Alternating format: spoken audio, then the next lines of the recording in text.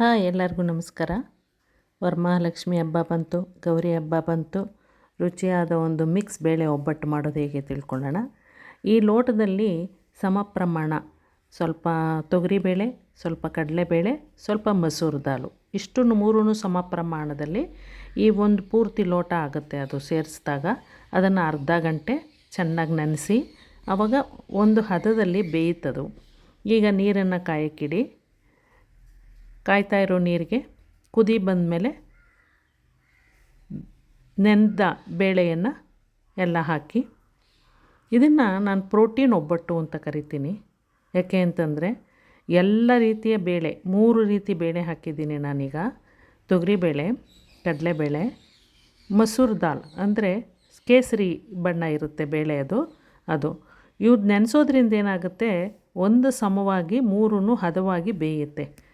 So ಈಗ ಒಂದು 10-15 ನಿಮಿಷದಲ್ಲಿ ಬೆಂದೋಗುತ್ತೆ. ಇದರ ತಿಳಿಯಿಂದ ನೀವು ಒಬ್ಬಟ್ಟು ಸಾರನ್ನು ಮಾಡ್ಕೋಬೋದು.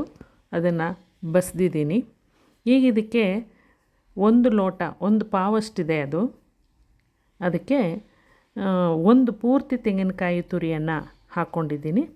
ಇದಕ್ಕೆ ಅದೇ ಲೋಟದ ಅಳತೆಯಲ್ಲಿ ಒಂದು ಲೋಟಕ್ಕಿಂತ ಒಂದು ಸ್ವಲ್ಪ ಜಾಸ್ತಿ ಬೆಲ್ಲ ತಗೊಳ್ಳಿ. ಬೆಲ್ಲವನ್ನು ಕರಗಿಸೋಕ್ಕಿಡಿ. ಒಂದು ದೊಡ್ಡ ಬಲ್ತ ತೆಂಗಿನಕಾಯಿ ತುರಿಯನ್ನು ಮಿಕ್ಸಿಯಲ್ಲಿ ಹಾಕಿ ಸ್ವಲ್ಪ ಸಣ್ಣಗೆ ಮಾಡ್ಕೊಳ್ಳಿ. ಅದನ್ನು ರುಬ್ಬುವಾಗ ಚೆನ್ನಾಗಿ ಹೊಂದಿಕೊಳ್ಳುತ್ತೆ ಅಂತ ನಾವು ಮೊದಲೇ ಅದನ್ನು ತುರಿಯನ್ನು ಸಣ್ಣದಾಗಿ ಮಾಡ್ಕೊಂಡಿರ್ತೀವಿ. ಈಗ ಬೆಲ್ಲ ಚೆನ್ನಾಗಿ ಕರಗೋವರೆಗೂ ಇದನ್ನು ಕಾಯಿಸಿ ದಪ್ಪ ಪಾತ್ರೆಯಲ್ಲಿ ಇಟ್ಕೊಳ್ಳಿ.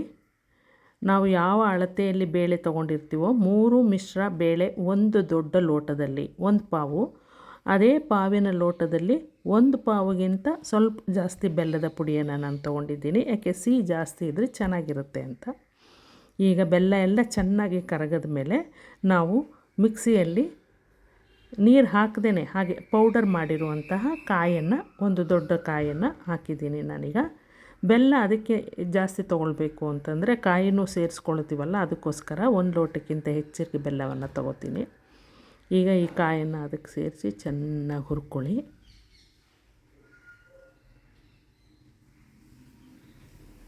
ಘಮ್ಮಂತ ವಾಸನೆ ಬರಬೇಕು. ಅದರ ಪರಿಮಳ, ಕಾಯಿ, ಬೆಲ್ಲ ಮನೆಯೆಲ್ಲ ತುಂಬಿಕೊಳ್ಳುತ್ತೆ. ಚೆನ್ನಾಗಿ ಹುರಿಯೋದ್ರಿಂದ ಈ ರುಬ್ಬಿದ ಮಿಶ್ರಣವನ್ನು, ಹೂರಣವನ್ನು ನೀವು 15 ದಿನದವರೆಗೂ ಇಡ್ಬೋದು ನೀವು ಫ್ರಿಜ್ಜಿನಲ್ಲಿ. ಅಷ್ಟು ಚೆನ್ನಾಗಿರುತ್ತೆ. ಸೊ ಇದು ಸ್ವಲ್ಪ ಒಂದು 2-3 ನಿಮಿಷ ಕುದಿದ ಮೇಲೆ ಆ ಬೆಂದಿರೋ ಬೇಳೆಯನ್ನು ಅದಕ್ಕೆ ಮಿಶ್ರಣ ಮಾಡ್ಕೊಳ್ಳಿ.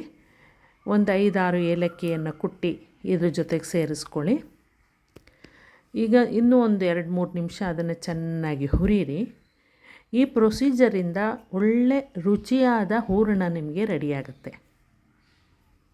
ಕೆಲವರು ಅದನ್ನು ಹಾಗೆ ಇಷ್ಟೊಂದು ಹುರಿಯಲ್ಲ, ಹಾಗೆ ರುಬ್ತಾರೆ.